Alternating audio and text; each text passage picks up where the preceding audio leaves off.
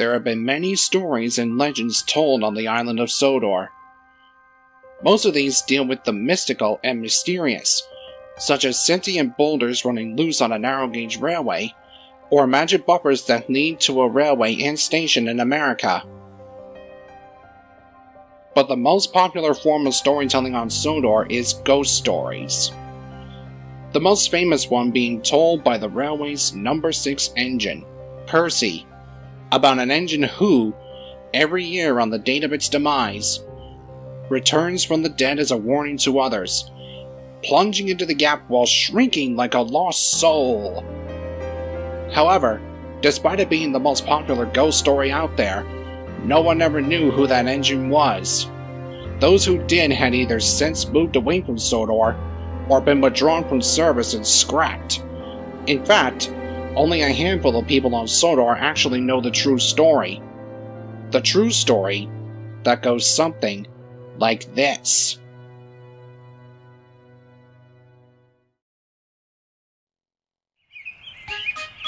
A long time ago, the island of Sodor was occupied by 3 standard gauge railways. These included the Sodor and Mainland, the Wellsworth and Sudbury, and the Tintman, Knapford and Elsbridge. In 1914, the 3 railways decided to combine together to form what is now known as the Northwestern Railway. But by this point, most of the engines on the railway were too old to handle the work alone. So the board of directors decided to borrow several other engines from different railways to help with the extra workloads and the construction of the railway. One of these was an 040 saddle tank engine from the Great Western Railway. His name was Jack. Jack was an old, but hard-working engine. He and his class had been built in the early 1850s, and could be found all over the Great Western Railway.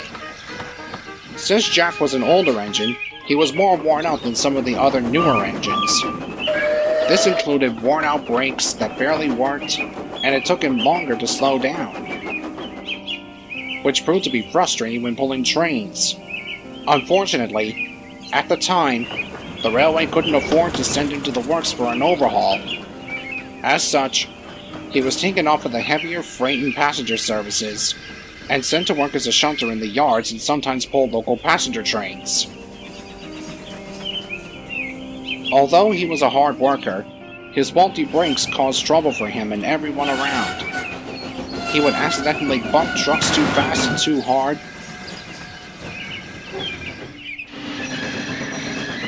and when pulling passenger trains, he would often overrun the platform.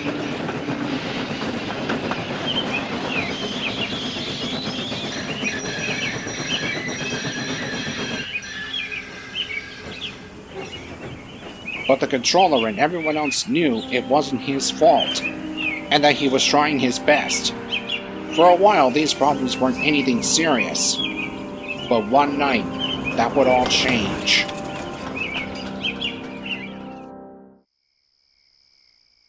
On the evening of November 15th, a heavy train of building supplies was scheduled to be taken to workmen that were building a viaduct on the main line. Unfortunately, the engine originally rostered to take the train had been called away elsewhere, and there were no other engines available, except for Jack. Jack was reluctant to take the train at first, since it was longer and heavier than the trains he normally handled. But the controller told him that if he took it slowly and carefully, he would be alright. Jack soon agreed to take the train, and he left for the yards.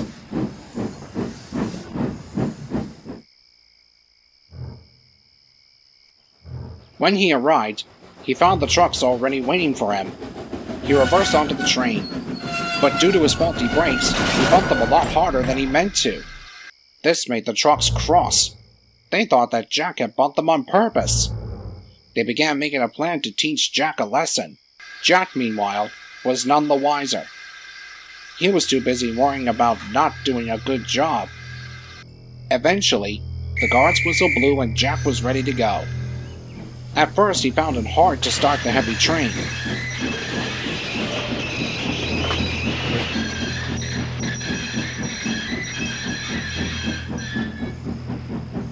but soon he and the trucks were slowly pulling out of the yard and disappearing into the distance.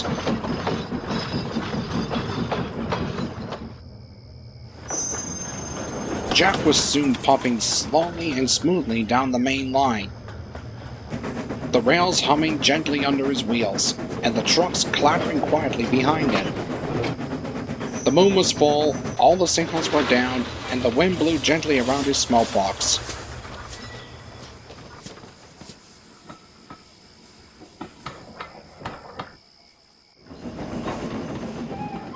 Soon they approached the big hill just outside of Wellsworth. As Jack began climbing the hill, the trucks giggled in their silly way.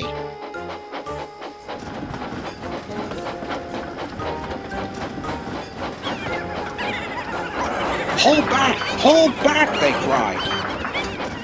Jack struggled to get the train up the hill, his brakes screeching and his wheels slipping. "I could do it! I could do it!" he panted. At last he reached the top. "I've done it! I've done it!" Jack cried triumphantly. Then, it happened. All at once, the trucks began bumping into Jack, pushing him down the hill. The driver, caught by surprise, couldn't pull the brake handle in time, and the train began to pick up speed. "Stop! Stop!" pleaded Jack. "On! On!" cried the trucks. At last the driver recovered and was able to pull the brake handle. But nothing happened. He tried again. Still nothing. Going up the hill had put so much strain on Jack's brakes that they had finally stopped working. Jack went pale and soon realized what this meant. "Help!" he screamed. But there was no one around to hear him. Not that they could do anything anyway. By now, Jack was going 95 miles per hour, much too fast for him or anyone else to stop him in time. Suddenly, the driver remembered where they were heading.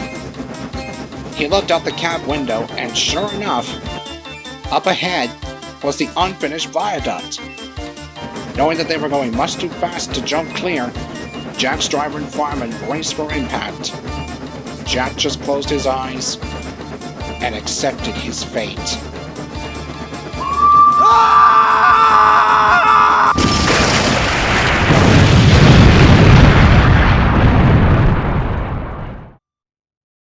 The scene was truly grisly. Jack had plunged off of the viaduct and fallen into the ravine below. His boiler had exploded on impact, killing him, his driver, fireman, and even the trucks, who had been so hell-bent on revenge that they hadn't considered the consequences of their actions. The wreck was discovered by the workmen the following morning.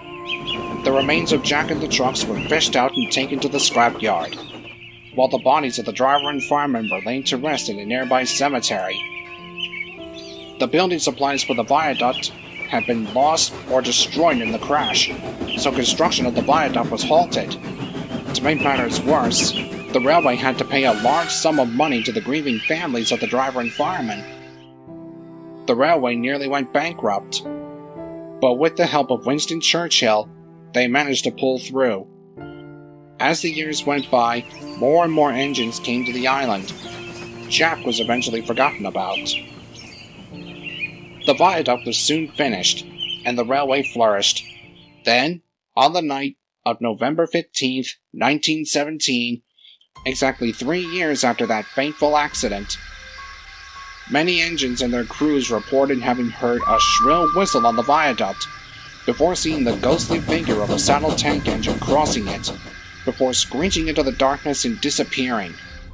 At first, these claims were brushed off as the claims of sleep-deprived engines and their crews. But then, the next year, on November 15th, 1918, the same ghostly engine was spotted again, this time by some railway tourists that had come to check out the viaduct. The same incident was reported every year on November 15th. The older residents of Sodor believed it to be the ghost of Jack, haunting the viaduct, but no one could figure out why. Some say that he comes back to try and take other engines to the afterlife with him.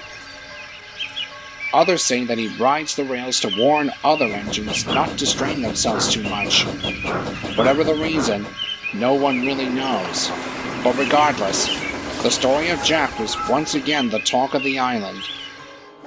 And every year on the date of his tragic accident, Jack's spirit runs again as a warning to others, plunging into the gap, shrieking like a lost soul.